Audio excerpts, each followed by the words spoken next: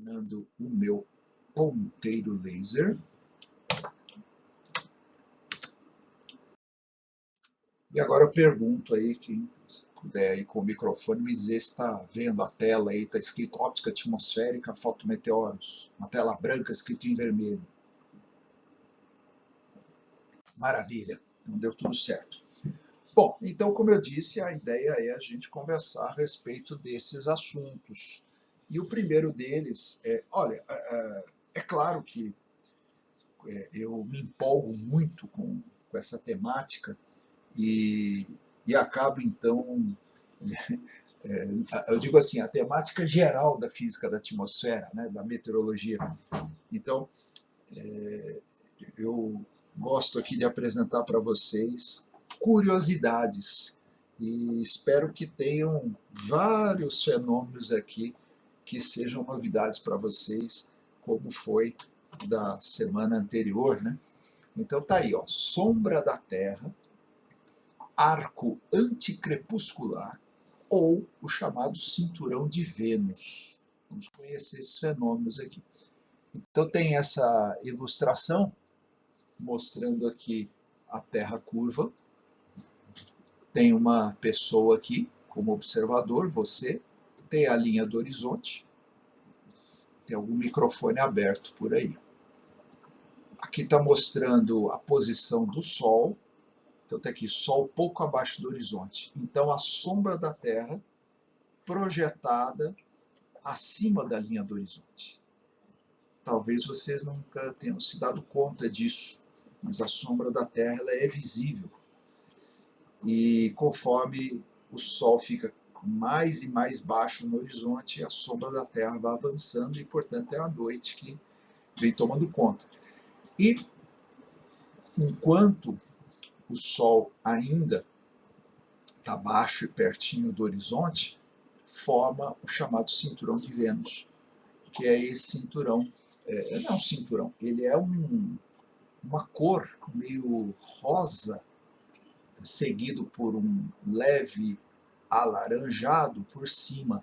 Então, é na direção oposta ao Sol poente. Então, no nosso caso tropical aqui em Goiás, o Sol se põe lá para os lados do horizonte oeste e para os lados do horizonte leste, então, é possível ver a sombra da Terra e o cinturão de Vênus. Vamos para algumas fotografias daqui a pouquinho. Então, aqui mostrando uma ilustração, né? Aqui a superfície e logo acima um cinza escuro que é a sombra da Terra e acima aqui o contorno muito difícil de a gente ver onde termina, onde começa, né? O contorno da sombra da Terra e por cima o arco anticrepuscular, porque ele está oposto ao crepúsculo, né? Oposto aonde o Sol se põe.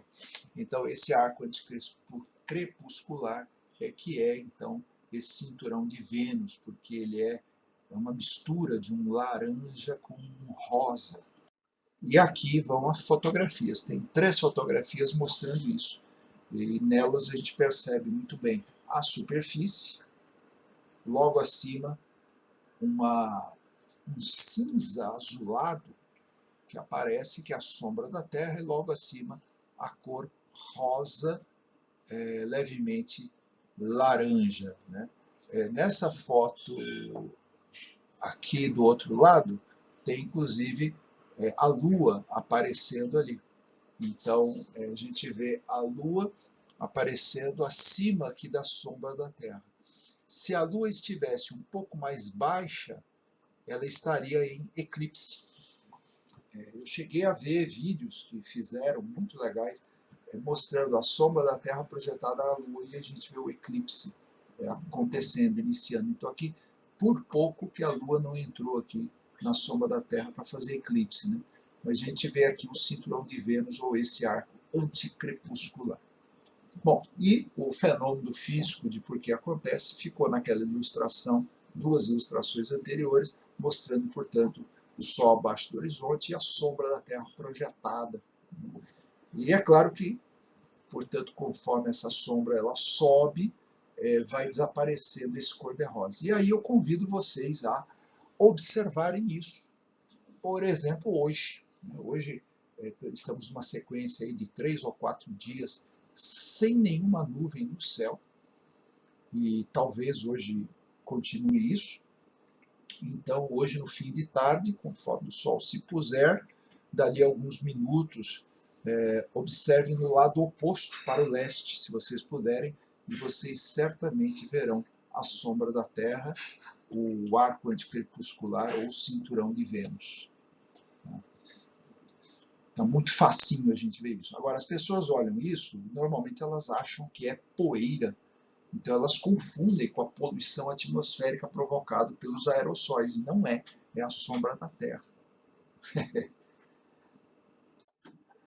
Crepúsculos. Isso aqui é um outro conceito geométrico interessante, porque aparece muito isso em astronomia e também a náutica, né? Então vamos lá, vamos conhecer os 3 tipos de crepúsculo: o crepúsculo astronômico, o náutico e o civil. Então, aqui tem, do lado esquerdo, está o crepúsculo matutino, do lado direito o crepúsculo vespertino. Então, o crepúsculo matutino tem aqui uma base de horizonte 0 grau, nascer do Sol. E do da direita aqui também horizonte 0 grau, é o pôr do Sol. Então, tanto faz ser o pôr do Sol ou nascer do Sol, porque aqui a ideia é que o Sol está abaixo do horizonte. Quando o Sol surge no horizonte, é porque ele está nascendo.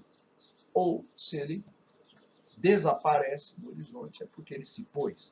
E aí vem 3 ângulos abaixo do horizonte, em que, nos quais acontecem fenômenos no céu, de claridade ou escuridão, que determinam, então, o crepúsculo civil, náutico ou astronômico. Bom, o civil é o Sol a 6 graus, abaixo do horizonte. O náutico, o Sol a 12 graus abaixo do horizonte. E o astronômico, o Sol a 18 graus abaixo do horizonte. Bom, por que desses nomes? O astronômico é quando o céu está escuro o suficiente para ver estrelas de pouco brilho. Então é o astronômico. Então já anoiteceu ou ainda está escuro antes do nascer do sol. O náutico é a ideia que é o limite até onde dá para a gente diferenciar o mar do céu, porque depois que está escuro a gente não sabe mais o que é mar e o que é céu. Então é enquanto ainda dá para ver o horizonte. E o civil? Bom, o civil tem a ver ainda com a claridade, porque mesmo o Sol 6 graus abaixo do horizonte, ainda está suficientemente claro. Você consegue ainda, por exemplo, ler a folha de um livro com o reflexo da luz do Sol na atmosfera, por exemplo. Mas vamos ver aqui um pouquinho mais. Aqui tem um outro diagrama mostrando então o horizonte, aqui é o meio, e abaixo está tudo noite, acima está tudo dia. O Sol, tanto à esquerda quanto à direita, acima e abaixo do horizonte, tanto à direita como à esquerda, e mostra também na direita e na esquerda a posição do crepúsculo astronômico, a posição do crepúsculo náutico e a posição do crepúsculo civil.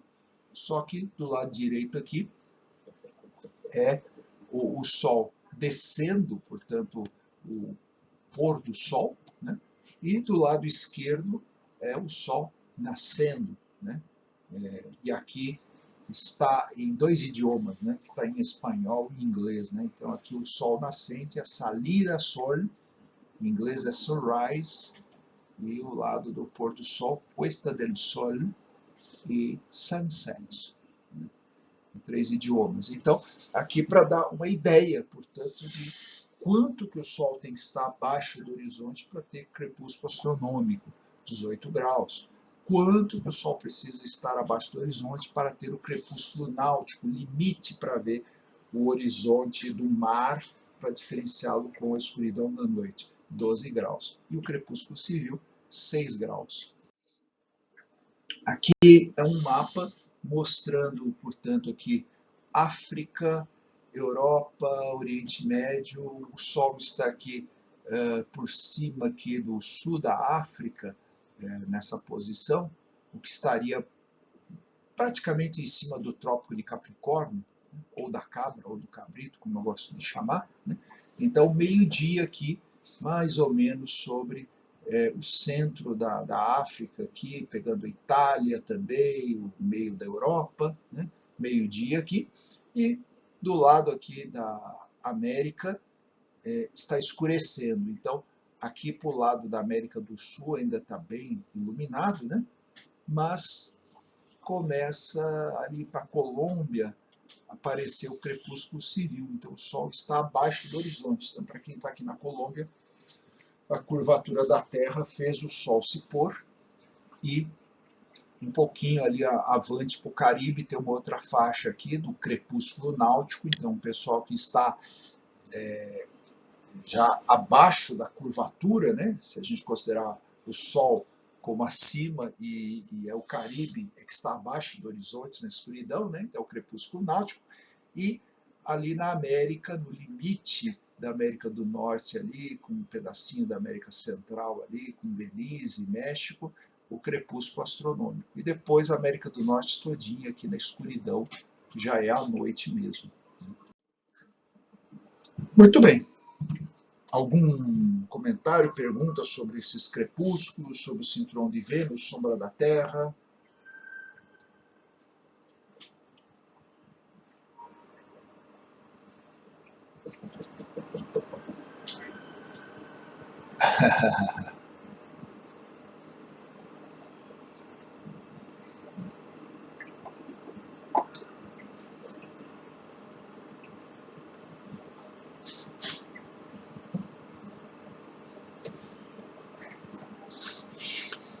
Aí você está considerando a curvatura da Terra, né?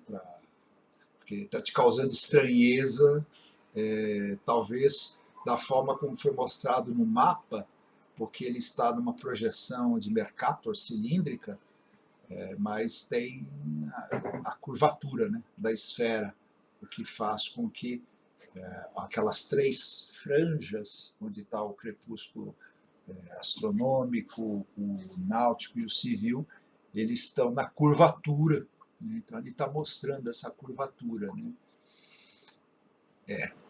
Mas eu espero que as ilustrações anteriores que mostraram a curvatura da superfície da Terra tenham ajudado melhor a perceber isso, né? Porque você tem um pedaço do céu que está recebendo a luz do Sol e o outro pedaço que não recebe mais porque está já na sombra, né? Então é a sombra da Terra que causa isso, né? É a sombra da Terra causando o crepúsculo civil, o crepúsculo náutico e o crepúsculo astronômico, né? Então está entre o limite da sombra da Terra com o dia, né? Portanto, né? Essa que é a ideia, né? São detalhezinhos causado por essa curvatura, né?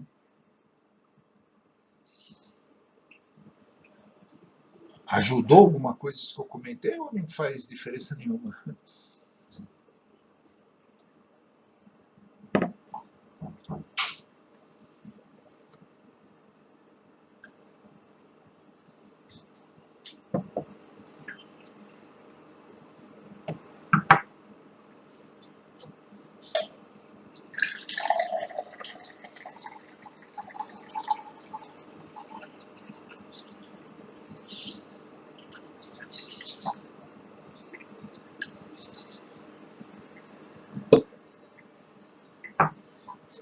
Tá. E seguia também sem essa graduação, né? Que são 3 níveis, né?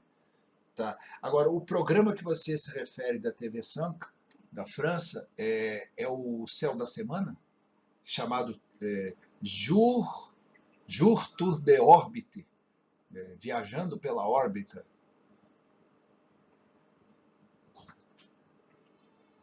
Ah, sim, ele recebeu o nome em português como Espaçonave Terra. É que a temática é o Céu da Semana, isso. Tá, isso. É que em francês é Tour por l'orbite, tour por l'orbite, viagem pela órbita. Aí em português ficou chamado Espaçonave Terra e que ele mostra o céu da semana. Muito bom esse programa. Ele é uma série de 52 programas, que é um ano inteiro, né, um por semana. Dos vários anos que eu trabalhei como autônomo para a TV Escola, eu cheguei a fazer um ou dois programas que a gente fazia o Sala de Professor, comentando vídeos, e esse eu acabei comentando algum deles.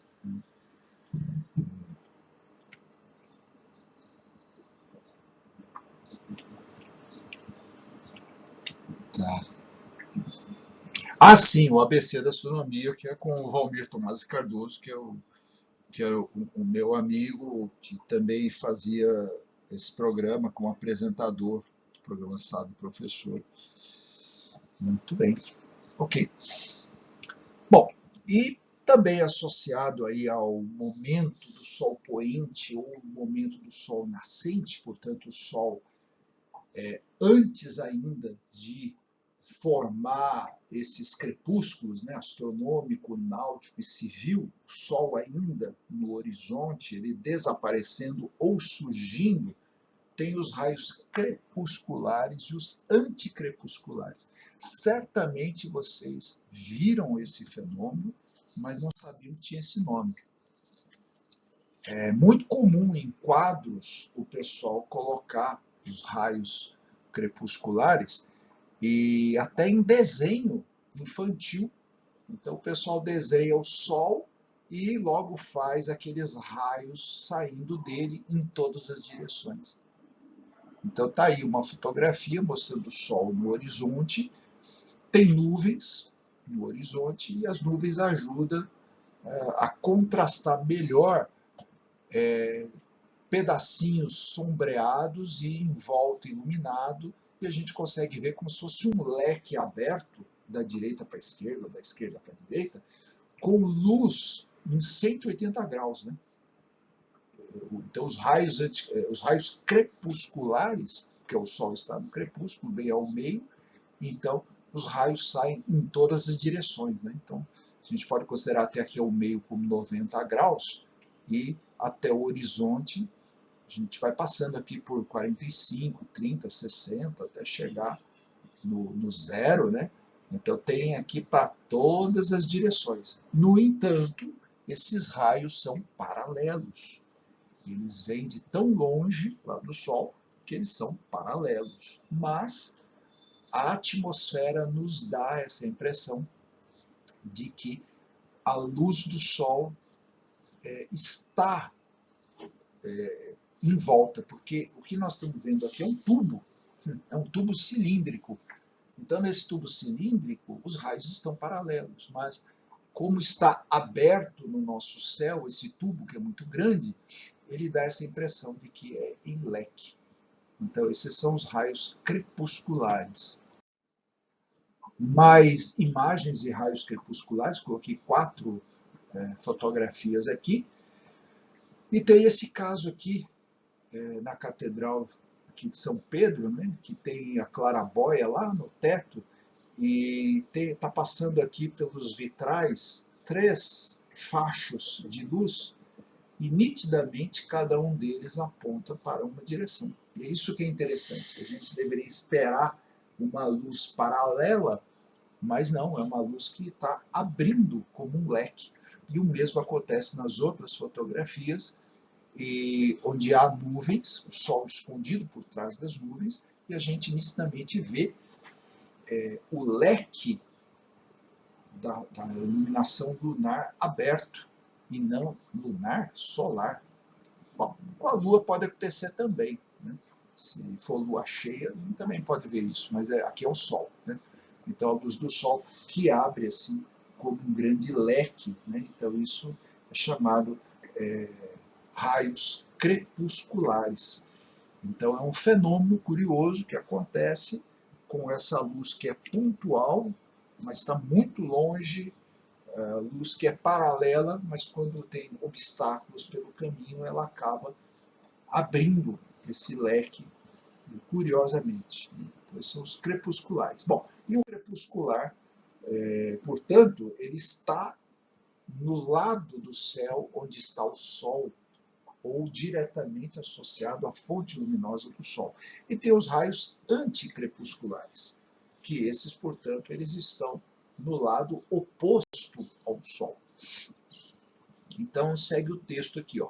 Raios anticrepusculares são semelhantes aos raios crepusculares, mas, ou porém, visto do lado oposto ao Sol no céu, do outro lado, no outro horizonte. Os raios anticrepusculares são quase paralelos, mas parecem convergir ao ponto antissolar por causa da perspectiva linear. É aquilo que está dizendo o cilindro. Estamos dentro de um cilindro, onde vêm os raios paralelos do Sol. Mas aí dá uma perspectiva de que está abrindo, né, como se fosse um leque. Os raios anticrepusculares são mais frequentemente visíveis perto do nascer ou pôr do Sol. Embora os raios anticrepusculares pareçam convergir para um ponto em frente ao Sol, a convergência é, na verdade, uma ilusão.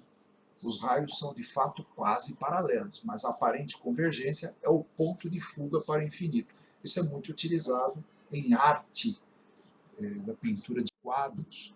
Então, vamos lá. Temos aqui 3 imagens. As 2 imagens acima mostram o horizonte e o céu com nuvens. No da esquerda, o da direita não tem nuvens, mas com nuvens ou sem nuvens, o que a gente vê é um leque de luz aberto em 180 graus. E o meio é o ponto antissolar. Portanto, se for o Sol poente, então nós estamos vendo o lado leste. E o Sol se pôs lá do outro lado, no oeste. E no nascente acontece também o mesmo, né? Então é curioso a gente ver, porque esses raios eles estão atravessando o céu de um lado ao outro, né? Vamos ver, o de baixo é uma imagem maior, e nessa imagem também aparece ali no horizonte os raios convergindo para um ponto antissolar. E como é que a gente sabe que é antissolar? Porque ou é a sombra da Terra que já aparece aqui no horizonte, que a gente já começa a ver um cinza azulado, ou no caso da imagem superior esquerda, nem isso. O céu ainda está claro ali no horizonte. E caso fosse o Sol que estivesse ali, seriam raios crepusculares e esse horizonte estaria muito alaranjado, avermelhado, né?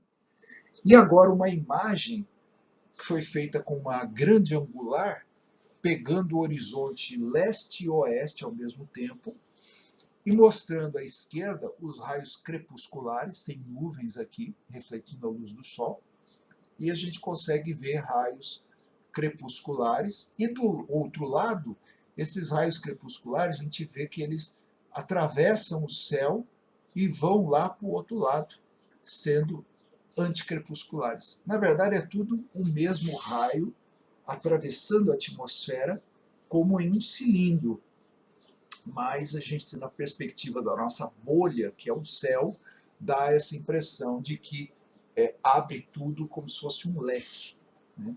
É uma projeção tipo olho de peixe, que a gente chama, que é uma projeção de 180 graus, né?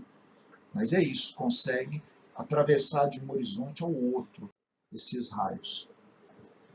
Algum comentário, alguma coisa sobre esses raios? Crepusculares e anticrepusculares. Esses também são fáceis da gente observar. Procurem observar o Sol poente hoje, quem sabe vocês vejam os raios crepusculares, anticrepusculares, sombra da Terra, a tal do cinturão de Vênus, né? Bom, e esse outro que eu vou comentar agora, vocês certamente já viram e viram muito no Sol poente ou no Sol nascente, mas não sabia que tinha nome. Então vamos conhecer agora o afterglow, isso é em inglês, né? Em português chama-se pós-brilho, ou pode chamar de arrebol. Afterglow, pós-brilho ou arrebol. Outro fenômeno que nós vamos conhecer é o hair glow. Esse é mais difícil de perceber. É a luminescência atmosférica. Esse é indicado utilizar a câmera para filmar ou fotografar a luminescência atmosférica. Os olhos não percebem com facilidade a luminescência atmosférica. E tem o alpenglow. Esse eu creio que é mais raro para a gente ter observado, mas vamos conhecer também. Vamos lá. Então, vamos conhecer agora o afterglow, o pós-brilho ou arrebol. Nada mais é do que o Sol abaixo do horizonte. Então, tem aqui a ilustração, tem a superfície, tem um observador. O Sol está abaixo do horizonte, tanto que está vermelho alaranjado o horizonte. Tem um raio de luz 1, que não chega em lugar nenhum, porque ele nem é raio de luz, porque já é o Sol abaixo, né? Mas o raio 2 que está acima, esse sim, ele consegue passar o horizonte, ele reflete uma nuvem e chega aos olhos do observador. Portanto, é a luz do Sol abaixo do horizonte iluminando uma nuvem. E aí a nuvem tem esse aspecto. Tem 3 fotografias aqui. Nessas 3 fotografias aparece o horizonte, as 2 de cima e a de baixo, e aparece alguns tipos de nuvens aqui, como é o caso da esquerda, que tem umas nuvens cirro, elas estão bem altas, estão refletindo a luz alaranjada ou meio amarelada do Sol.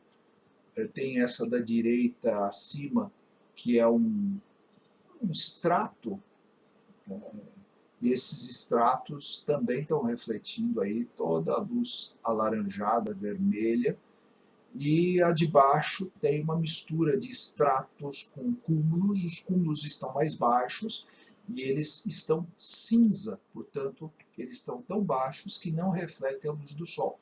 Mas os estratos, ou estratocúmulo, que a gente vê camadas de estratocúmulo, esses sim estão refletindo uma luz alaranjada. E tem também trecho do estratocúmulo que está cinza, portanto, a parte de baixo da nuvem não permite que a luz chegue na parte superior. Então, é a parte da base das nuvens que são iluminadas aqui. Então, esse é o afterglow. Então, é depois do Sol, né, poente. Né? Agora, podia ser também um before glow, quando é o Sol nascente. Né? Então, mas é um fenômeno mais associado ao Sol poente, mas pode-se falar também, né? Esse pós-brilho poderia ser um pré-brilho também. Não está na literatura dessa maneira, mas poderia. Né?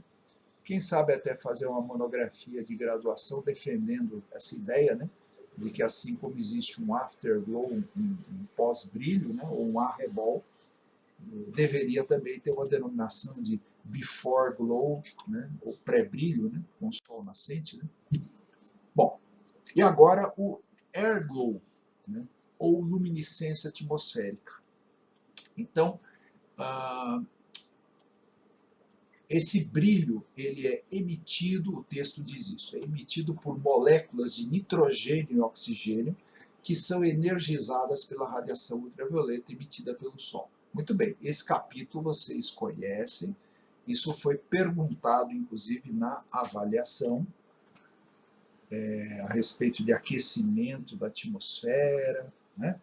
Isso tem a ver aqui com camada de ozônio, isso tem a ver com o que acontece nas camadas mais altas da atmosfera, onde existe uma densidade menor de moléculas, mas está aí, moléculas de nitrogênio e oxigênio, grande concentração da nossa atmosfera. Então, são essas moléculas que, ao receber radiação ultravioleta, elas emitem luz. Então, elas são ionizadas e fotodissociadas também. E nesse processo, quando elas liberam fóton, elas se tornam luminosas. Durante o dia não dá para ver, mas à noite dá para ver. Então está aqui, a luminescência atmosférica é comumente capturada em colorações esverdeadas através de câmeras digitais sensíveis. Então, ainda depois que o Sol se pôs, é possível ver isso. Não é visível antes do Sol nascer. Isso é um fenômeno mesmo, o air glow, pós, né, o Sol. Né? Então, o Sol energizou durante o dia e ainda tem moléculas excitadas emitindo luz. Né? A luminescência avermelhada, diferente da esverdeada, é originada a partir de átomos de oxigênio e moléculas de OH, a hidroxila, em densidades extremamente baixas. Portanto, quando aparece a luz vermelha, é porque está bem mais alto lá na exosfera, por exemplo, e o esverdeado vai aparecer na termosfera e parcialmente na mesosfera. Pode ser também até na estratosfera. Né? Então, aparece aqui 3 fotografias. Então, a primeira no alto à esquerda, ela foi feita a partir da Estação Espacial Internacional, dá para ver até um pedacinho aqui de uma placa coletora de energia solar, dá para ver a curvatura da Terra e a atmosfera muito tênue e escura, porque o céu está estrelado, né? Então, mostrando que lá da Estação Espacial Internacional, com os devidos ajustes nas câmeras, é possível captar a presença das estrelas.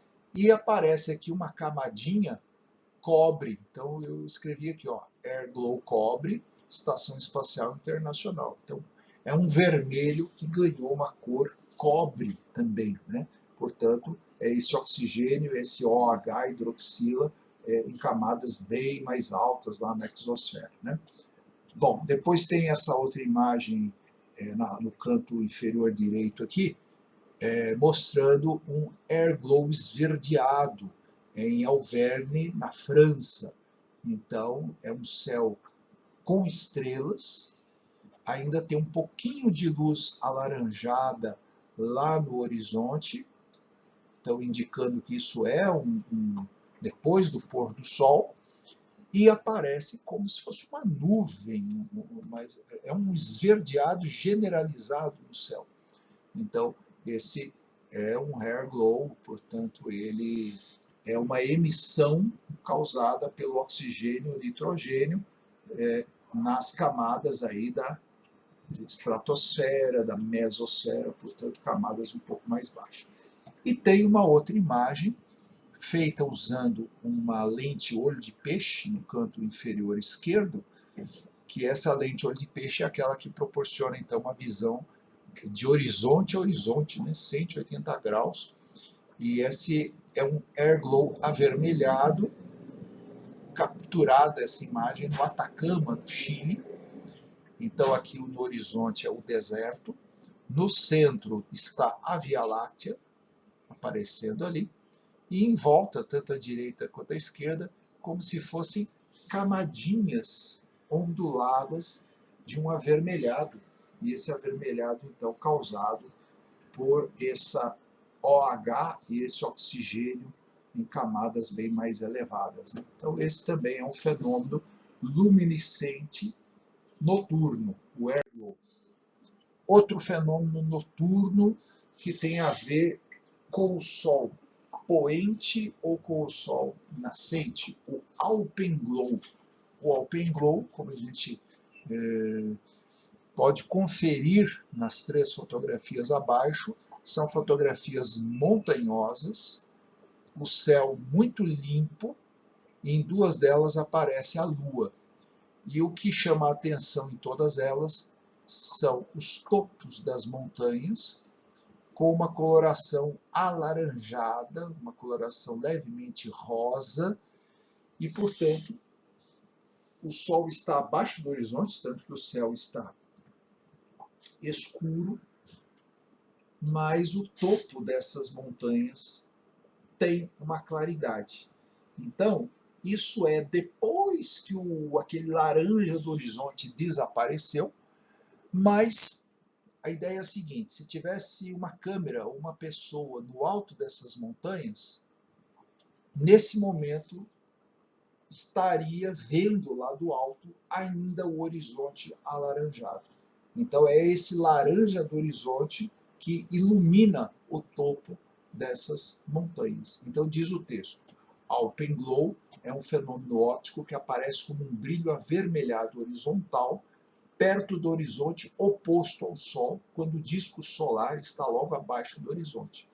Esse efeito é facilmente visível quando as montanhas são iluminadas, mas também pode ser visto quando as nuvens são iluminadas por retroespalhamento.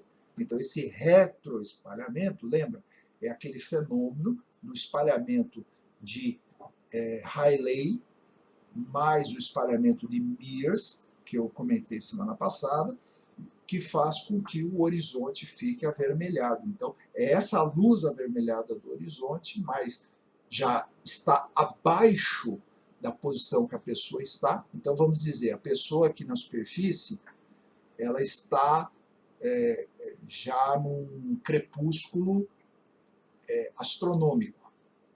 Mas quem está no alto da montanha está num crepúsculo náutico, quase crepúsculo civil ainda. Está mais para crepúsculo civil do que crepúsculo náutico, porque lá do alto ainda a pessoa ou a câmera consegue ver o laranja no horizonte. E é esse laranja que faz iluminar o alto das montanhas. Então esse Alpen já vem daquela ideia de Alpes, de montanha, né? Então Alpenglow. Algum comentário sobre esses assuntos do afterglow, do airglow, do alpenglow, ou pós-brilho, luminescência atmosférica e esse alpenglow, alguma coisa?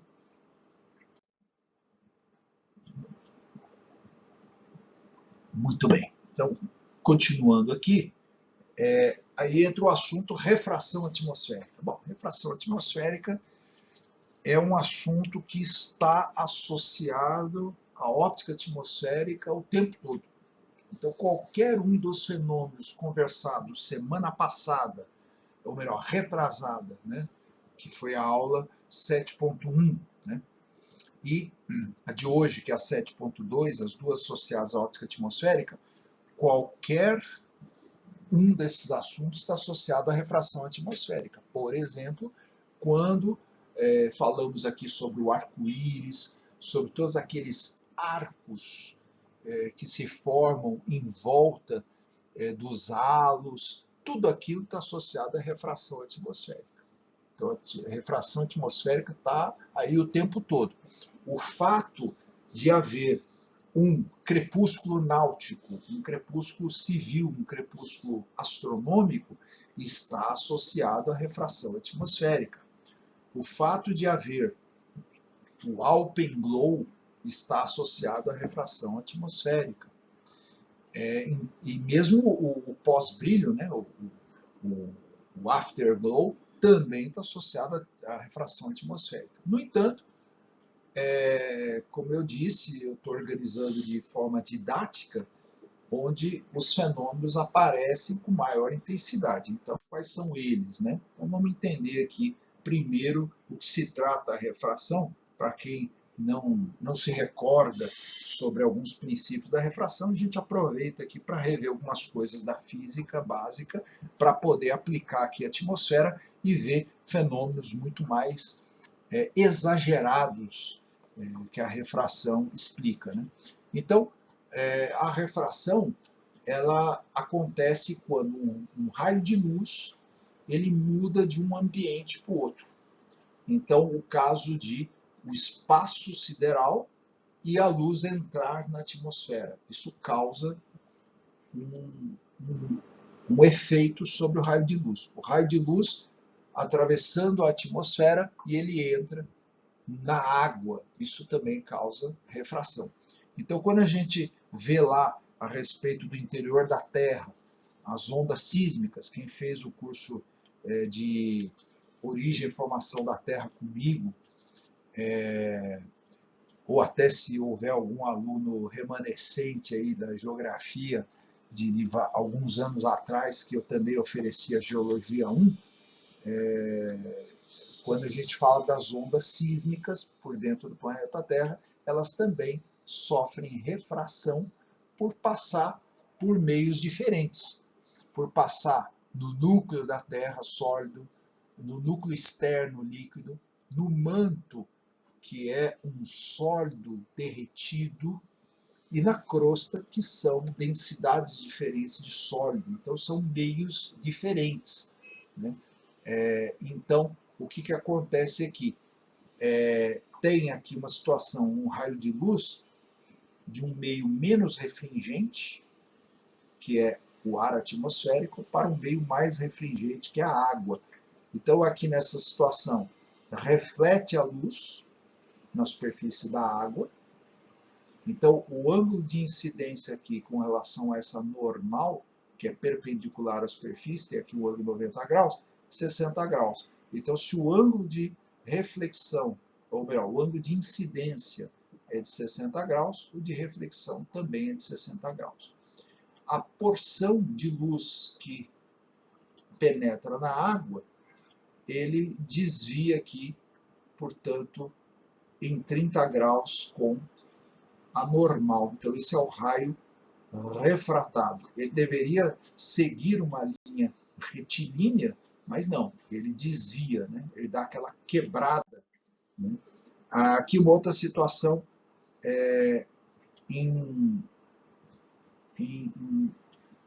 no meio, ele saindo agora de um meio mais refringente para um meio menos refringente, como se ele estivesse dentro da água e saindo para a atmosfera, né?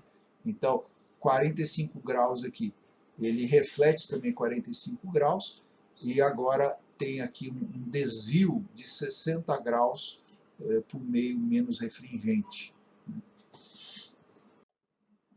E sempre sofre desvio? Não. Quando vem em linha reta, perpendicular, né, vamos colocar assim, perpendicular, nem sempre, né? Então, mesmo que os índices, aqui no caso, com índice de refração iguais, né, não vai ter desvio nenhum. E se o índice de refração for diferente, vai ter algum desvio também, né? E isso, se falando da atmosfera, então a luz que vem do Sol, a luz que vem das estrelas, a luz refletida na Lua, a luz refletida nos planetas, né, que vem tudo do Sol, com exceção das estrelas, que são luz própria, né? O que acontece é que vem do espaço e penetra na atmosfera terrestre com diferentes densidades, né? Então aqui temos uma ilustração mostrando o planeta Terra, a atmosfera em volta, logo acima do observador é o zênite, lá no topo da atmosfera, né? E aqui tem a linha do horizonte, aqui logo aos pés do observador, né?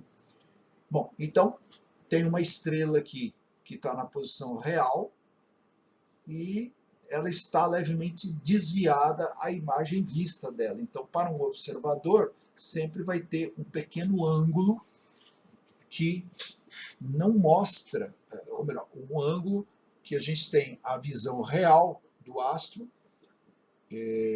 e a posição vista, né? Então a gente não vê o astro onde ele está. O melhor exemplo disso é o indígena pescando no rio. Ele usa o quê? Arco e flecha. Então ele está lá na canoa, ele vê o peixe, ele não aponta para a imagem que ele está vendo do peixe, porque se ele apontar, ele vai dar uma flechada no que foi visto, ele não vai acertar o real. Então o que ele faz? Ele desvia um pouco e atira ao lado do peixe, ou acima ou abaixo do peixe. A experiência vai mostrar isso. E ele vai acertar o peixe de verdade, né? Então, porque o indígena conhece essa refração na prática, né? Bom, e essa refração, ela se dá aqui com os astros, tanto o Sol, quanto estrelas, quanto Lua, planetas, quando o astro ele está realmente abaixo do horizonte, e aqui tem uma medida aqui de um ângulo de 30 minutos de arco, que o astro será visível acima do horizonte. Então, tanto no nascente nós vamos ver os astros antes, ou no poente, nós ainda veremos eles um pouco depois do poente, 34 minutos de arco. Isso aqui é meio grau, né? Meio grau. Então quem causa isso é essa refração, né? Muito bem, então a gente pode ver o Sol abaixo do horizonte, mas ele ainda está acima. Então a gente diz, olha, o Sol encostou no horizonte. Quando ele encosta no horizonte, na verdade ele já está abaixo. Então nós estamos vendo esse desvio, né? Então vamos ver agora consequências disso também nas variações aparentes de tamanho e formas do Sol e da Lua no céu. É uma outra coisa muito comum que acontece. Então tem aqui, olha, de novo, a superfície da Terra, curva, atmosfera, tem o observador, o horizonte. Está aqui o Sol na posição atual, a luz do Sol sofrendo uma curva até chegar no observador, só que para o observador está em linha reta. Então é bem isso. E o texto diz, quando o Sol aparentemente toca o horizonte de um observador na Terra, verdadeiramente o Sol já está abaixo do horizonte. Isso porque o desvio é de 34 minutos e o diâmetro do Sol é de 32 minutos, ou seja, meio grau, né? Então, nitidamente, então, o Sol já foi embora. É a atmosfera que faz com que ele ainda aparente estar acima do horizonte. Bom, aqui tem uma fotografia mostrando aqui bem ampliado, né, o horizonte e o Sol, tanto o Sol nascente quanto o Sol poente, e nitidamente no eixo aqui vertical o Sol está achatado e no eixo horizontal o Sol está esticado. Então a circunferência que a gente vê no céu deixa de existir e o Sol ele fica exprimido, né, nesse eixo aqui, que a gente pode dizer vertical ao horizonte, e fica mais esticado nesse eixo paralelo ao horizonte. Então, por que acontece esse achatamento, tanto do Sol quanto da Lua, né? Então, aqui eu mostro para vocês uma sequência de desenhos, em que o deles mostra aqui um olho, no meio aqui do olho do observador, né? Tem o horizonte com as posições norte, sul, leste e oeste, o Sol se pondo no oeste, tem a atmosfera por cima do observador formando uma calota por cima. Note que essa calota ela está mais esticada também paralelo ao horizonte e na vertical do observador até lá em cima ela está mais baixinha, porque a gente tem essa impressão de que o céu ele não fica tão arredondadinho. Nós já vamos ver por que isso acontece. E olhando aqui o Sol no horizonte oeste, ele aparece então bem achatado. Então ele não está redondinho como deveria, mas aparece achatado. Então as figuras embaixo procuram explicar. Tem aqui a 1, 2 e o 3. Então tem aqui uma linha mostrando o horizonte desimpedido. Tem aqui o Sol pontilhado abaixo do horizonte, 32 minutos é o diâmetro do Sol, portanto, metade de 60, né, que seria um grau. E tem aqui ele acima do horizonte com 28,9 segundos, portanto, ele está achatado e não mais com 32. Ele está achatado, né? Então, o que acontece é que o horizonte, ele naturalmente já provoca um achatamento de 2 minutos. Então, ele reduz a imagem do Sol em 2 minutos. Então, isso daqui é porque o Sol encostou no horizonte e tem aqui só esse horizonte tem 2 minutinhos aqui, e portanto o que a gente vê do Sol é 26,9. Então a gente ainda subtrai 2 minutos daqui. E portanto do centro do Sol abaixo até chegar nesse horizonte são 18 minutos. Então aqui está a diferença do que está dando aqui para o achatamento do Sol, né? Então, o fenômeno de o Sol estar abaixo do horizonte ainda tem 2 minutinhos roubado aqui na linha do horizonte, que faz com que ele fique com 26,9, né? Ou seja, é a refração atmosférica que explica o achatamento do Sol. Aqui tem uma tabela que eu tirei desse texto aqui do Guilherme de Almeida, Caderno Brasileiro de Ensino de Física, de agosto de 2014, volume 31, número 2, páginas 410 a 420, e essa tabela 1, refração atmosférica para astros a diversas alturas, condições médias de pressão e temperaturas do ar. Bom, veja que aqui em Goiânia não tem nada disso de condição de pressão e temperatura, porque média, porque aqui nós estamos a 720 metros acima do nível do mar, e essa tabela funciona para o nível do mar, né? Tem inclusive aqui o site HTTP, de onde saiu essa publicação, e tem aqui então a tabela mostrando a altura aparente do Sol de 45, passando por 50, 60, 70, 80, 90, os valores de refração. Então, a 90 graus, então o astro que está bem no topo, que é no zênite, a refração dele é 0. E conforme ele está a 80, já é de 0,17 minutos. A 70 é 0,26 minutos. A 60 graus, 57 minutos. Olha como vai aumentando. 45 graus, já está dando quase 1 minuto, é 0,98. Depois tem, continuando a tabela, a 40 graus, a 30, a 20, a 15, a 10 e a 5. Vamos pegar aqui a 15 graus. A 15 graus a refração já é de 3 minutos, né? 58. Quando chega em 5 graus, bem baixinho, é de 9 minutos,74. Depois continua, olha, 2,5 graus, 2, 1,5, 1 grau, 0,5, 0.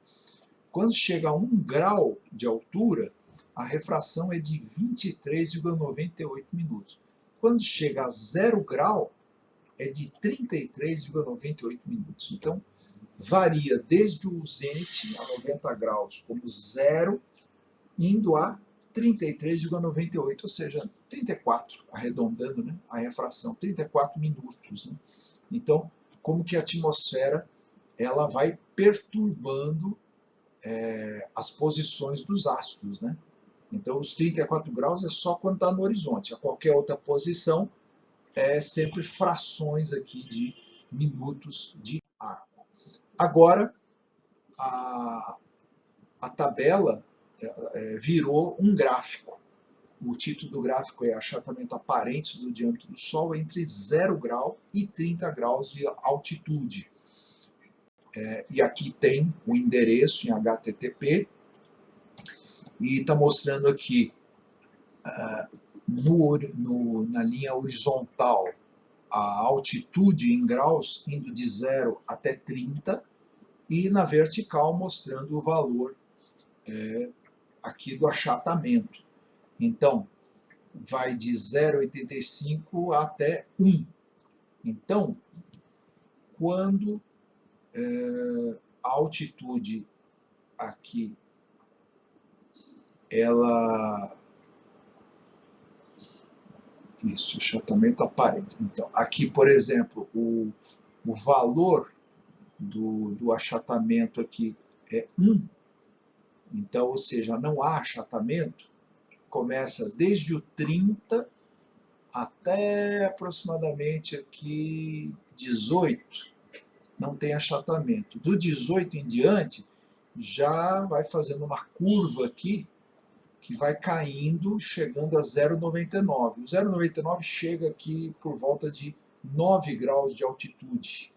E depois, abaixo disso, a curva absurdamente vai fazendo aqui ele perder o diâmetro, né, chegando a 0,85. Então, o 1, que é o diâmetro real, ele vai ficando comprometido, né? Então ele vai ficando achatado na vertical.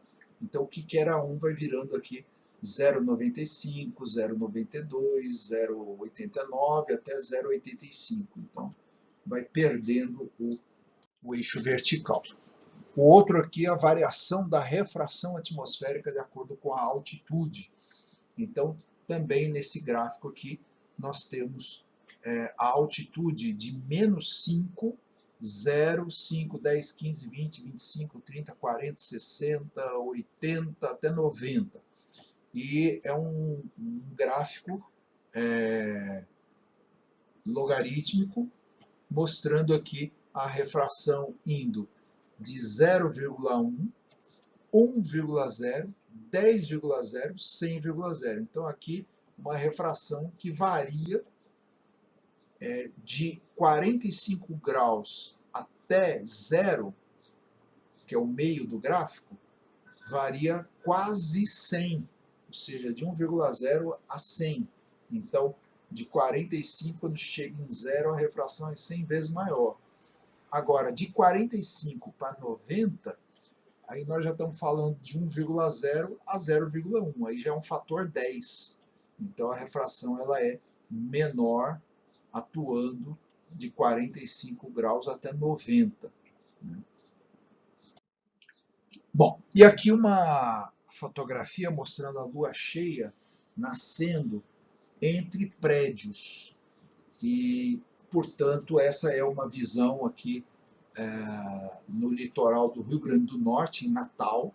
Então mostra aqui a praia, o mar, aparecem prédios e a lua cheia entre os prédios.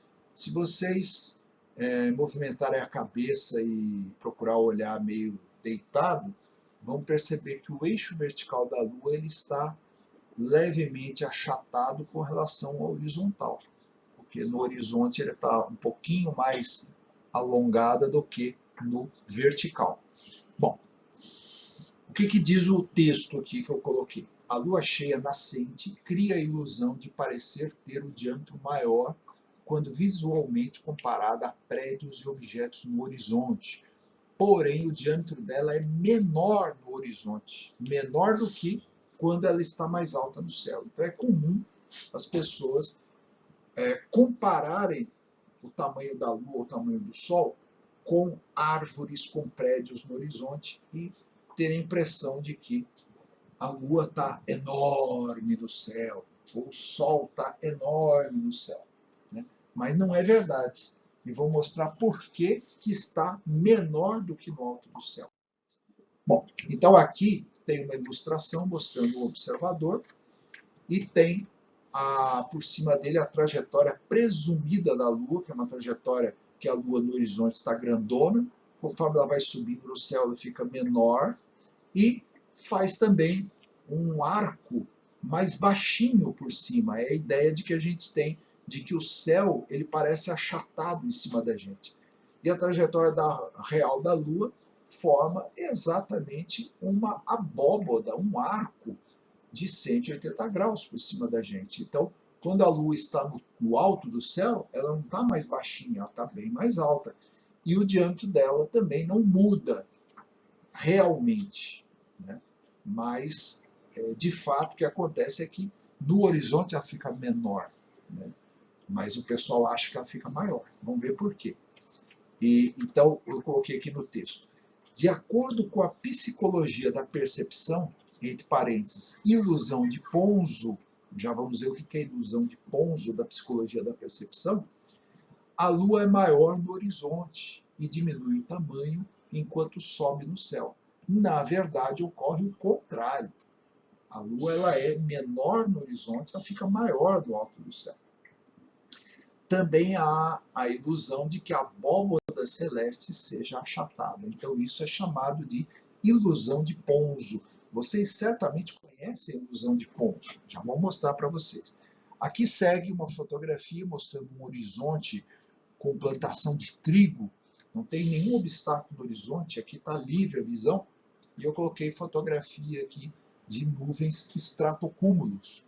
Então essas nuvens estratocúmulos elas mostram para a gente a base delas, algumas mostram até o corpo todo, mas quando elas estão lá no horizonte, elas aparecem como se estivessem em camadas. Então é aquela perspectiva de que tem um ponto infinito ali no horizonte e que está formando, então, camadinhas, né? Então, como nós estamos vendo a base da nuvem, então o que nós estamos vendo é a curvatura da Terra que essas nuvens estão acompanhando.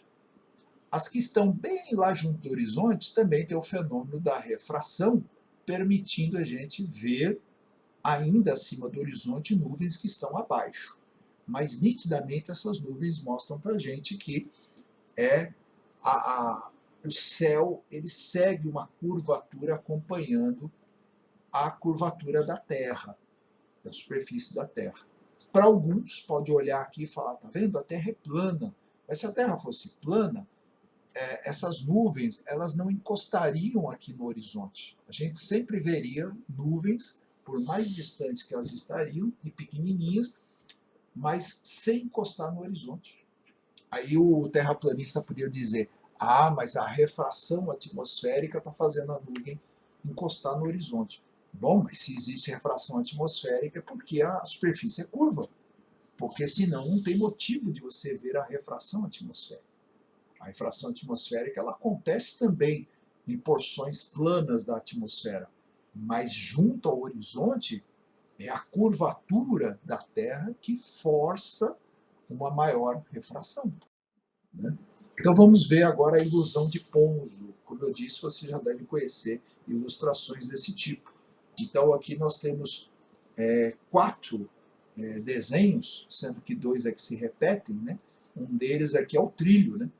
O trilho de trem, e que perto da gente ele parece mais largo, e conforme ele avança para o horizonte ele fica pequenininho, né? Então tem uma foto aqui real, mostrando aqui os dormentes, que são aquelas madeiras que dão sustentação às vigas de ferro por onde corre o trilho do trem, que lá no horizonte, lá no infinito, né, a gente não consegue nem separar mais, né? Tá tudo juntinho, né? Então, se a gente colocar uma barrinha aqui junto a um dormente que tenha a mesma medida, essa barrinha ela parece menor para nós aqui na fotografia, que está mais perto, e a que está mais longe parece maior, né? E está mostrando aqui as 2 barrinhas vermelhas, né? Passando aqui nas margens das 2 barras amarelas de mesmo comprimento, que elas têm o mesmo comprimento. Isso foi uma enganação que foi feita aqui na fotografia, de colocar 2 barras de mesmo tamanho, só que elas aparentam ter tamanhos diferentes. Depois tem 2 outras também mostrando 2 barras inclinadas, como se fosse o trilho do trem, uma com uma circunferência, que a circunferência tem o mesmo diâmetro, mas uma parece ser menor e a outra ser maior, né? Então, quando está mais próximo de algo para a gente comparar, o que está vizinho parece maior. Quando ele está longe, ele parece pequeno, né?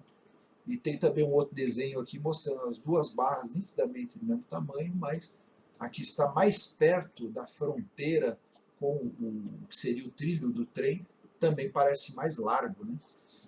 Outro desenho são bolinhas, né? Tem uma bolinha laranja circundada por 6 bolinhas cinza, e ela parece ao meio a laranja pequenininho, né? Enquanto que tem a mesma bolinha laranja do mesmo tamanho, circundada por 8 bolinhas pequenas, aí a laranja fica grandona, né?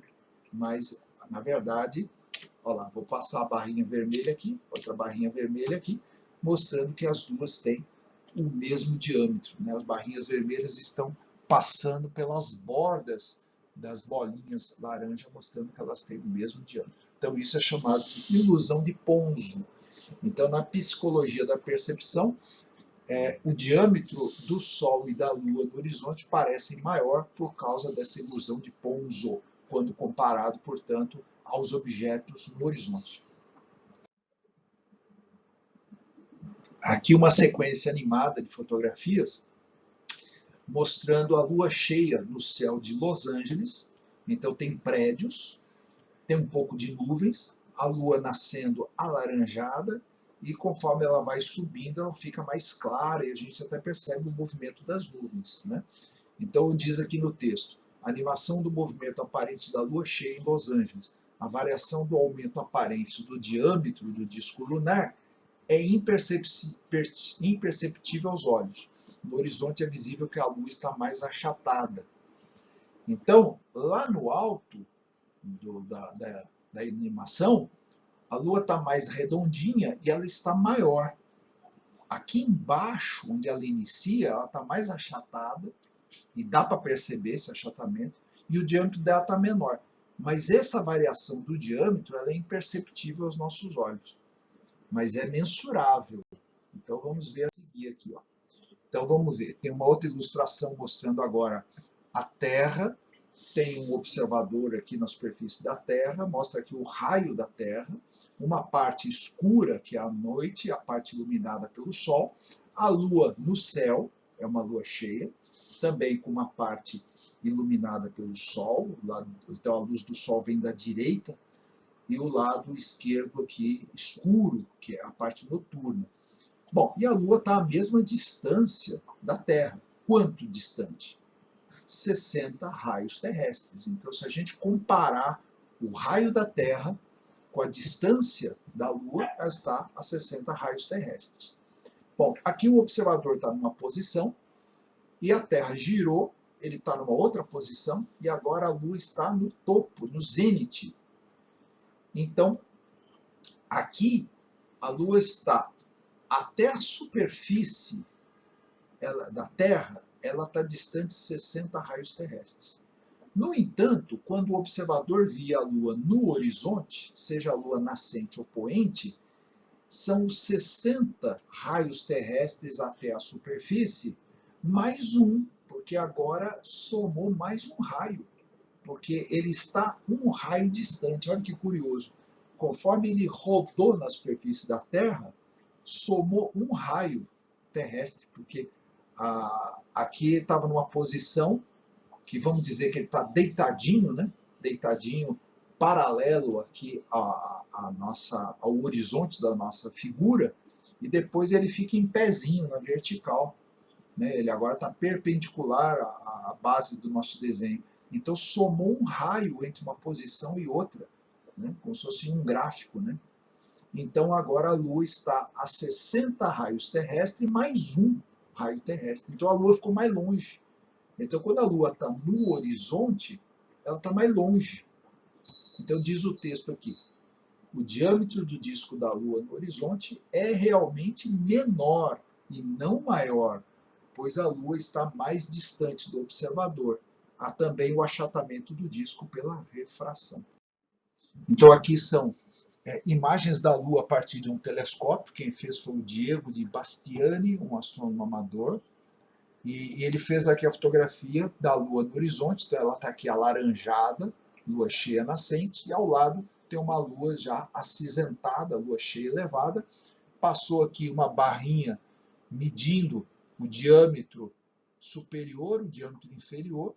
E o que a gente vê aqui, a partir da Lua cheia nascente, que a barrinha está passando bem rente mesmo ao desenho, mas na Lua cheia elevada, ela está sobrando um pouquinho aqui na parte de baixo com relação à barrinha, ou seja, ela está maior na Lua cheia elevada, ela não coube dentro dessa barrinha de medida, mas é uma coisa praticamente imperceptível, né? Só mesmo fazendo a fotografia, colocando uma do lado da outra para a gente perceber a diferença. Né?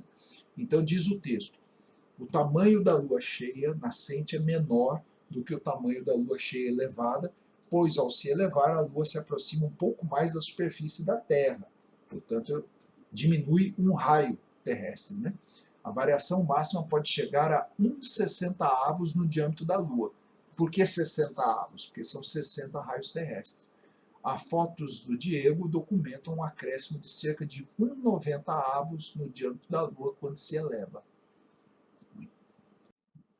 Bom, aqui uma outra imagem mostrando aqui refração atmosférica, desvio do caminho da luz por causa da variação da densidade do ar devido à altura. Então, devido à refração atmosférica, a Lua parece avermelhada durante um eclipse total e amarelada próximo ao horizonte. Outra imagem aqui, o Sol poente, né, ou nascente. O Sol aparece elíptico perto do horizonte, achatado. Né? Aqui é a posição atual do Sol abaixo do horizonte e o Sol encostando no horizonte. Ele ainda é visível quando já deve estar definido, né, abaixo do horizonte. Outra ilustração aqui, os objetos ainda são visíveis mesmo que já estejam atrás da curvatura da Terra.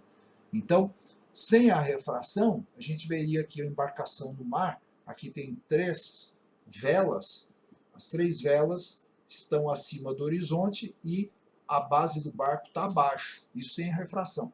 Mas com a refração, a gente ainda vê o barquinho aparecendo todo, apesar dele estar abaixo, mas ele vai desaparecendo, né? E aqui a refração faz com que as estrelas brilhem. As estrelas brilham, nós já vamos falar disso, e movam-se um pouco mais devagar perto do horizonte. Então, por causa da atmosfera, tem uma diferença no movimento aparente da estrela. Ela move mais rápido quando está alto, depois no horizonte ela vai movendo mais devagar. E aqui o texto diz: os terraplanistas acham que a refração faz com que o Sol pareça definido, mas a refração faz com que o Sol ainda esteja visível quando já está abaixo do horizonte. Bom, e agora outro fenômeno associado à refração, chamada miragens e a Fata Morgana. Que nome curioso, Fata Morgana.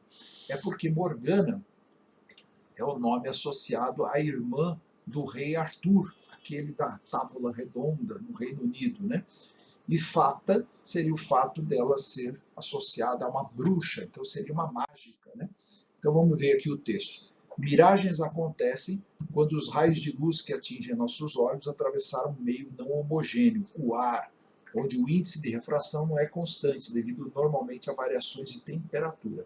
A miragem mais comum é observada quando a temperatura do ar é mais elevada nas camadas mais próximas da superfície, porém em regiões muito frias ou no mar, pode ocorrer o contrário, o ar nas camadas mais baixa, mais frio. Os objetos podem aparecer flutuando no céu, como na figura, que eu já vou mostrar, ou simplesmente aparecer no horizonte em uma posição mais alta do que realmente se encontra, como acontece no pôr do sol. Então, vá lá, miragens. Então, tem aqui a superfície, o ar mais quente, menos refringente, tem um observador e tem um automóvel no ar mais frio, mais refringente. Então, a luz que é refletida pelo automóvel reflete no chão, refrata, chega no observador, e o observador tem a impressão de que o automóvel está de cabeça para baixo num piso molhado, ou seja, que o automóvel está percorrendo um asfalto molhado, porque ele vê o automóvel e vê o reflexo da luz do automóvel, né? Então, esse ar mais quente, como mostra na ilustração inferior, tem um comportamento de espelho, né? Então, aqui agora vem fotografia mostrando a miragem da água no asfalto, né? Tem uma foto aqui mostrando 2 automóveis ali à frente e está refletindo o céu. Então parece que está molhado o chão, porque o céu está refletindo no chão, né? Tem uma outra foto acima mostrando o local mais deserto, com rochas, tem montanha aqui, e no chão amarelado parece que tem ali um laguinho, mas a gente está vendo um pedaço do céu. E tem um outro aqui de uma embarcação no horizonte, que já está acontecendo um fenômeno curioso na embarcação. Parece que tem um espelho da embarcação refletindo ela de cabeça para baixo, logo acima dela, desse navio. Parece que tem um segundo navio de cabeça para baixo, grudado imediatamente acima do navio. E a gente vê nitidamente aqui a água do mar também virada de cabeça para baixo. Bom, agora vamos entender a Fata Morgana, que é um pouco desse fenômeno anterior. Nos mares, as miragens são formadas devido ao fato da temperatura das águas estar mais baixas, enquanto a temperatura dos ares está mais alta, produzindo a chamada Fata Morgana. Esse efeito causa a impressão de que os barcos no horizonte estão voando sobre a superfície do mar. Por isso, alguns historiadores acreditam que esse fenômeno tenha dado origem à lenda do holandês voador. Então tem aqui um desenho de um farol farol aqui na rocha, então tem o ar frio junto do mar, tem um ar quente um pouco acima, e depois vem de novo o ar frio. O observador vê a luz curvar entre ele e o objeto. E aí a projeção que ele vê no ar frio superior é o farol virado de cabeça para baixo. E aqui seguem 3 fotos. Uma delas mostrando uma embarcação aqui já sofrendo o processo de flutuar. Então a gente não vê a base, está flutuando lá no mar. Um outro que foi ampliado lá no horizonte, que é só a cabine superior da embarcação, que também está flutuando. E uma outra mostrando aqui, também no mar, rochas. E as rochas nitidamente aqui aparecem uma camada que está engordando um pedacinho delas, né? Então mostrando que tem mesmo um reflexo ali, né? Bom, outro fenômeno associado à refração, brilho verde ou green flash. Isso é raro de se ver, mas pode ser visto. Então tem 2 fotografias mostrando ali o Sol, ou pouquinho antes dele nascer, ou o Sol pouquinho depois que ele nasce, naquele pedacinho laranja do disco, acima forma uma luzinha verde. Então é o brilho verde, ou green flash.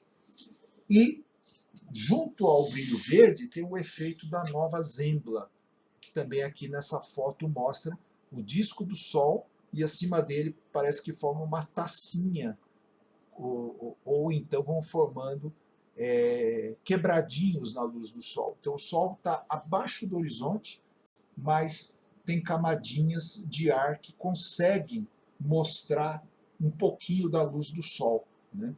E aqui então esse nova Zembla, que é esse Sol fracionado, pode aparecer até com brilho verde. Agora, por que chama nova Zembla?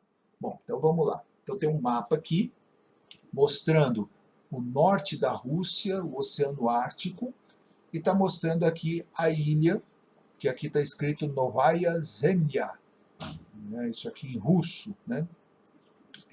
Para nós ficou Nova Zembla. Então é um fenômeno conhecido pela primeira vez aqui no Mar de Kara, entre o Mar de Barents, aqui na ilha de Nova Zembla. Então vamos ver o texto aqui.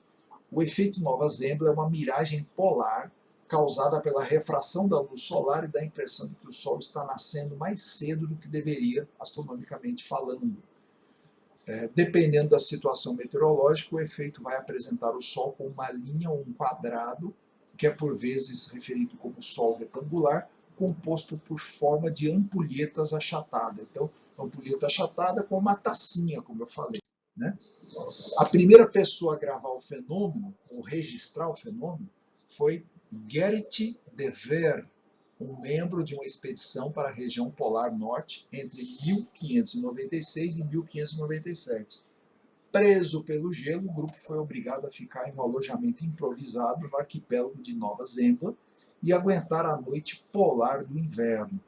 Em 24 de janeiro de 1597, De Ver e outro membro da tripulação afirmaram terem visto um pedaço do Sol aparecer acima do horizonte 2 semanas antes de seu nascer previsto.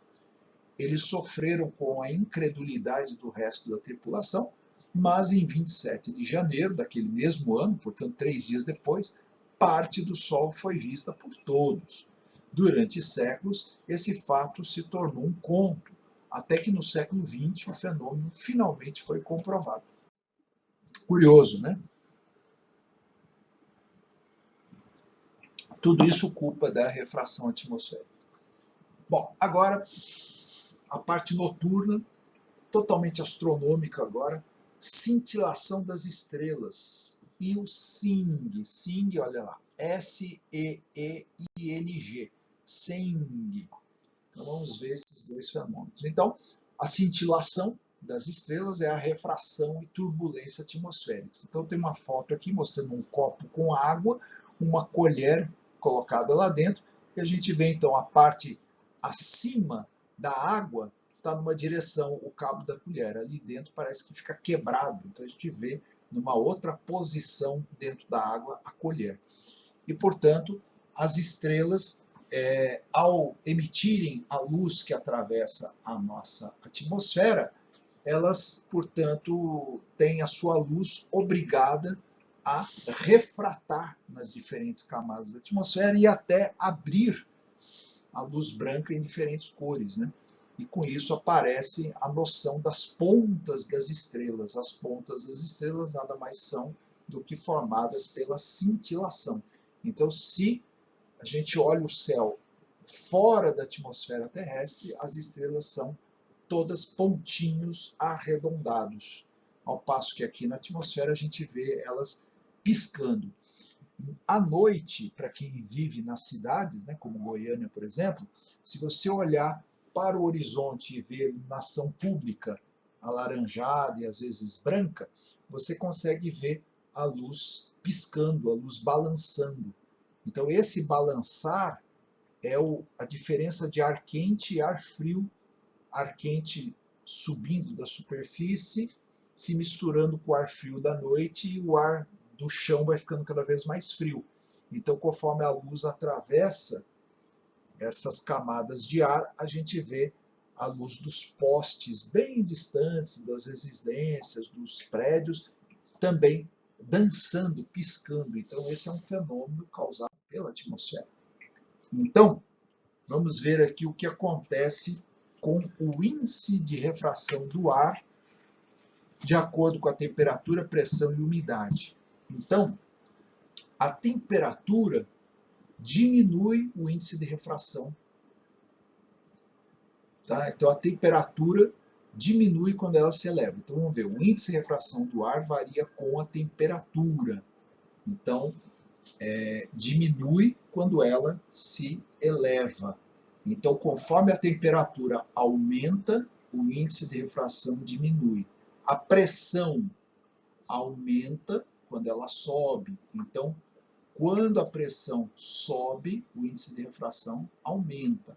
A umidade atmosférica diminui quando ela cresce, ou seja, quando aumenta a umidade atmosférica, diminui o índice de refração do ar. Então, a umidade, a pressão, a temperatura influenciam diretamente na variação do índice de refração da atmosfera, que causa essa cintilação. Então, agora, o chamado SING, que ele é dado pela escala de Antoniadi, aqui colocando 5 pontos em algarismo romano, e aqui a descrição, né? Quando o SING, na escala de Antoniadi, ele está no 1, o céu está perfeito, nenhum movimento da imagem. Então a gente olha pelo telescópio, pelo binóculo, a imagem está paradinha, e mesmo em grandes ampliações, 100 vezes ou mais, a imagem está parada. Nível 2, tremor leve com momentos de calma que duram vários segundos. Nível 3, tremor moderado com tremores maiores e embaçamento da imagem. Aí já está ruim o SING. 4, fraca e constante ondulação da imagem. Está horrível o SING, nível 4. 5, muito ruim, não é capaz de fazer nem mesmo o esboço da imagem. E aqui eu coloco a escala de transparência adaptada para o hemisfério sul, com 7 pontos de SING. Condição 0, completamente nublado, possível precipitação de luz, não há estrelas visíveis. 1, muito pobre, nuvem cobrindo a maior parte do céu, momentânea claridade no céu. 2, pobre, nuvem irregular ou névoa pesada. Alfa e beta do Cruzeiro do Sul visíveis. Nível 3, pouco claro, cirrus ou névoa moderada. Alfa, beta e gama da cruz visíveis. 4, parcialmente claro, ligeira névoa. Alfa, beta, gama e delta da cruz visíveis. Bom, o nível 5 já está ótimo. Está limpo, ausência de nuvens, Via Láctea visível pela visão periférica dos olhos, alfa, beta, gama, delta e epsilon da cruz visíveis. 6, muito limpo, ausência de nuvens, pouca interferência do brilho de cidades, pouquíssima poluição luminosa, Via Láctea visível, todas as estrelas do Cruzeiro do Sul, mas a nebulosa do Saco do Carvão junto ao Cruzeiro do Sul. Extremamente limpo, nível 7. Ausência de nuvens, interferência mínima do brilho de cidade, céu escuro. O aglomerado Ômega Centauri e 47 Tucana, visível a olho nu. Isso aqui são locais muito escuros, longe de poluição luminosa. E agora eu ponho aqui para vocês a classificação de Pickering, com imagem aqui mostrando a luz da estrelinha dançando aqui. Então são GIFs animados, né? Então está aqui o Pickering, classificação 1, muito pobre. A imagem da estrela é 2 vezes o diâmetro do terceiro anel de difração. A imagem da estrela é de 13 segundos de arco de diâmetro. Então ela está muito borrada, né? Pickering 2, classificação muito pobre. A imagem da estrela ocasionalmente é 2 vezes o diâmetro do terceiro anel de refração. Então tem 1, 2, 3 anéis de refração em volta da luz da estrela. Pickering 3, a imagem da estrela possui o mesmo diâmetro do terceiro anel de refração, que é de 6,7 segundos de arco, e com brilho mais intenso no centro. Pickering 4, classificação pobre. O chamado disco de Airy, e aqui eu coloco uma foto mostrando o disco de Airy, mostrando uma luz intensa no centro, e vão formando anéis luminosos em volta, quase que de arco-íris, né?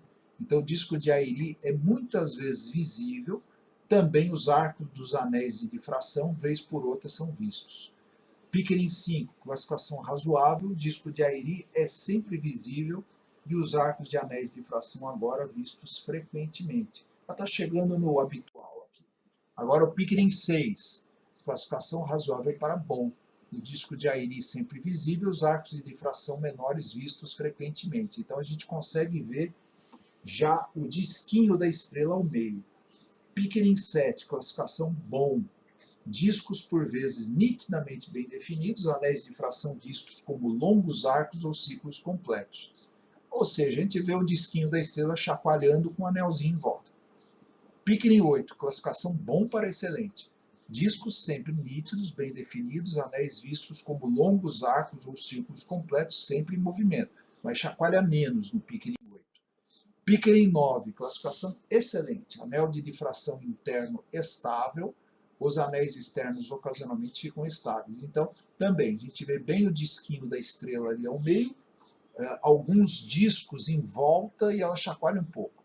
No Pickering 10, classificação excelente, perfeito, completo padrão de difração estável. Então a estrela mal pisca, mal chacoalha. E a gente vê bem o disquinho no meio e o disco de difração em volta. Bom, agora outras consequências disso. Dispersão atmosférica cromática e cintilação cromática também. Então aqui eu tenho várias imagens. Uma delas, uma imagem feita aqui por uma lente de telescópio ou de binóculo, mostrando aqui o horizonte noturno, tem até árvores aqui, e tem uma fonte luminosa à direita. E a gente vê a fonte meio borrada, e nitidamente um raio de luz escapou aqui. Ele está azul, branco, alaranjado e vermelho e esticado. Então isso daqui é o fenômeno dessa difração cromática, fica colorido. Depois, ao lado, tem essa ilustração mostrando um telescópio na superfície, tá? A superfície curva da Terra, a atmosfera, e tem a imagem de Saturno lá no espaço. Aí a imagem de Saturno vem branca, passa pela atmosfera, ela desvia, refrata e abre as luzes aqui azul, verde e vermelha. E aí está mostrando como é que é visto num telescópio. No telescópio a gente veria um Saturno vermelho, acima dele um Saturno verde e um Saturno azul, porque tem a refração e tem a difração, que ela acaba abrindo a imagem. Só que a gente vê essas três imagens, vermelho, verde e azul, tudo junta. Então aqui embaixo está mostrando como é que aparece. Então aparece a luz branca, Saturno visto em luz branca, mas aqui embaixo, no anel, ele está avermelhado, e lá no alto está azulado. Então, as três cores elas estão misturadas aqui, né? E aqui tem um aparelhinho chamado ADC, que ele é um tubinho, e que ele é um corretor de dispersão atmosférica. Então, quando ele é colocado, a gente consegue ver agora a imagem de Saturno corrigida. Então, existe aparelho para a astronomia que faz essa correção da difração. Aqui uma outra agora de Júpiter, tem duas imagens de Júpiter lado a lado, e a da esquerda mostra com dispersão o disco de Júpiter com a sua imagem esbranquiçada, mas embaixo aparece um vermelho alaranjado e no disco em cima ele azulado. E com a correção ao lado desaparecem essas cores e agora com a correção sem dispersão tudo direitinho. Embaixo, Sírius. Sírius com a dispersão, aparece também um borrão vermelho embaixo, esverdeado no meio, azul em cima, e sem a dispersão a gente vê o disquinho de Sírius e até um anelzinho de difração em volta. Então existem esses equipamentos para corrigir. Isso também foi tirado do texto do Guilherme de Almeida, do Caderno Brasileiro de Ensino de Física, de agosto de 2014, mostrando um gráfico aqui entre 1 grau e 90 graus de altura do astro e o diâmetro aparente da imagem estelar em segundos de arco. Então o que a gente percebe conforme o astro está alto, temos uma boa visão, 90 graus. Conforme a dispersão vai acontecendo de 90 até 1 grau, vai fazendo uma curva, e essa curva, então, ela vai mostrando, portanto, que a dispersão ela aumenta, então ela é menor em 90 graus, ou seja, o diâmetro aparente da imagem ele é confortável a 90 graus, e esse diâmetro que estava aqui 0,5, 1, chega até 40. Então, perto de 1 grau de altura, o diâmetro aparente da imagem estelar em segundos de arco chega a 40. Lembra que eu tinha mostrado lá que chegava a 34, é perto disso, né? Em 34 e 40 aqui, é 34, porque os valores estão entre 20 e 40, não dá para precisar o 34 aqui, né? Vai aumentando a dispersão.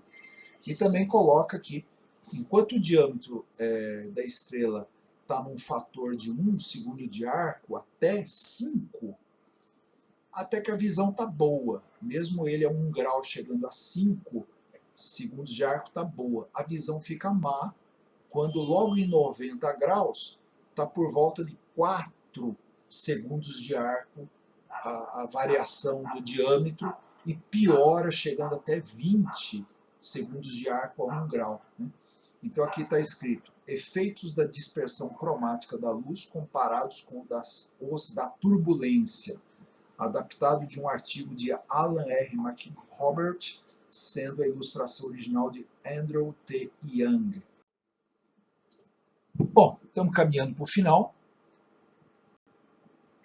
E esse é o último assunto aqui, só para mostrar algumas curiosidades. Luzes e terremoto. Talvez vocês nunca tenham ouvido falar disso, mas está aí, a atmosfera também nos mostra as luzes de terremotos, ou chamado EQL, em maiúscula, né, do inglês Earthquake Light. EQL, Earthquake Light. Corresponde a um fenômeno luminoso que aparece no céu noturno, em cima ou perto de áreas onde há atrito tectônico, atividade sísmica ou erupções vulcânicas, antes, durante ou depois dos terremotos. Então aqui estão fotografias, olha aqui, apareceu no El País e aqui na NHK. Então aqui no El País mostrando como se fosse um clarão de cidade, né? Então é uma cidade, né? Mas aparece um clarão anormal no céu, captados por câmeras de vigilância, simplesmente. E depois foi recuperado aqui. São dois momentos, né? Um clarão mais fraco no horizonte, por cima dos prédios, refletido nas nuvens, inclusive, por isso ele aparece meio retilíneo, plano. E na segunda imagem ele aparece mais claro ainda, e uma fonte luminosa no horizonte, né? É como se tivesse estourado um transformador. Muitas vezes se confunde com estouro de transformador de poste de rua, mas não é, porque não houve nenhuma liberação sonora da explosão, Não há nenhum relato da explosão, mas é um clarão parecido. E o de baixo, no Japão, em Sendai, que a NHK teve acesso também a essa imagem aqui, essa câmera, que também tem até uma seta mostrando um clarão no horizonte, né? Bom, e a explicação? Aqui na última ilustração, mostra aqui então dois blocos rochosos, e que na verdade é o mesmo, né? O mesmo bloco rochoso com uma fenda no meio. Então um está mostrando quando abre, o outro mostra quando fecha, né? O de cima aqui, ou melhor, o da direita fechou a fenda, o da esquerda abriu a fenda. Então uma fenda que abre e fecha, com pequenos movimentos. E aqui embaixo tem um gráfico com a variação da voltagem em volts e um tempo aqui de 80 segundos mostrando a oscilação. E tem a interpretação aqui do fecha, abre, mostrando como se fosse um eletrocardiograma, né? Sobe a voltagem, diminui a voltagem, aumenta a voltagem, diminui a voltagem quando fecha, aumenta a voltagem quando abre, né? E vamos ver o que o texto diz aqui. Os deslizamentos do solo ou de rochas, né, perto de falhas geológicas geram carga elétrica. Olha que interessante.